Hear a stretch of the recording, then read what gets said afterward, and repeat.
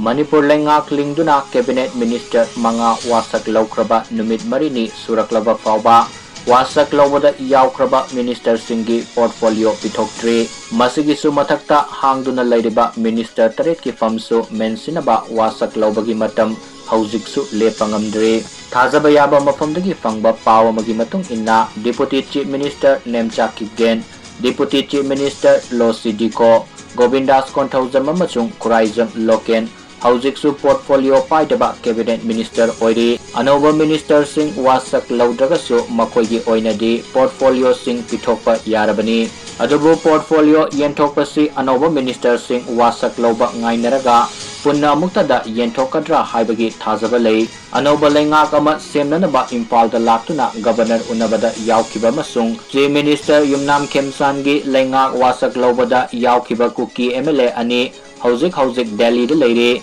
Makoyani da Cabinet Minister from Pikadra Haibagi Tasabalei Adumakpo Haujik Kuki Singna Namnataba Mafam Karada Yamna Kanna Mioi Karakakna Protest Roklibasi Yenglaga Wasak Lobagi Tauramasi No Manini Tengtarakpa Oigani Haina Lone Adumakpo Tenglabada Tasagi Tang Tara Fawagi Manunda Wasak Lauraba Yai Haina Panari